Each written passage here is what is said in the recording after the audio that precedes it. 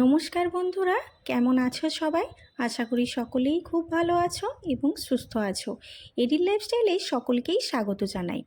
সাধারণত এই বাদামগুলো দেখবে আমরা বাড়িতে তেলে ভেজেই খেয়ে থাকি, কিন্তু এখন অনেকেই তেল আর পছন্দ করে না, আর স্বাস্থ্যের কথা মাথায় রেখে অতি অল্প তেলেই বাড়িতে রান্নাবান্না করে থাকেন। আমিও ভাবলাম যদি লবণ দিয়ে বাদামগুলো ভেজে নিই। ও মা, দেখলাম অল্প লবণ দিয়ে এতগুলো বাদাম সুন্দরভাবে ভাজা হয়ে গেল, আর খেতেও বেশ মুচমুচে। এখানে নিয়েছি কুচনো পেঁয়াজ, আদা রসুনের অল্প পরিমাণ পেস্ট, পরিমাণ মতো মুগ ডাল এবং মসুর ডাল, আর নিয়েছি কুমড়ো, বরবটি, গাজর, আলু। কড়াইতে এইটুকু তেলেই ব্যবহার করলাম।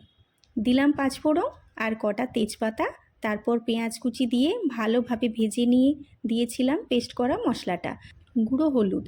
এবার একেবারে মাংসের মশলার মতো কষে নিয়ে কেটে রাখা সবজিগুলো দিয়ে একটু নাড়াচাড়া করে নিয়ে মুসুরি কলাইটা দিয়ে আবারও নেড়েচেড়ে এবার মুগের ডালটাও মিশিয়ে সমস্তটা একসাথে মিশিয়ে নিলাম ভালোভাবে। তাহলে কি হয়, ভাজা সবজির সাথে সমস্ত রান্নাই দেখবে মজাদার হয়ে যায়। এবার পরিষ্কার করে ধুয়ে রাখা চাল এবং ছোলার ডালটা কুকারের মধ্যে দিয়ে দিলাম। তারপর সমস্ত ভেজে রাখা সবজিগুলো দিয়ে ঢাকনা বন্ধ করে জাস্ট একটা সিটি, ব্যাস, তাহলেই আজকের মতো আমার খিচুড়ি রান্না হয়ে গেল। আর দেখো কতটা চাপ হয়ে বসে গেছে খিচুড়িটা, ঠিক যেমনটা আমি পছন্দ করি।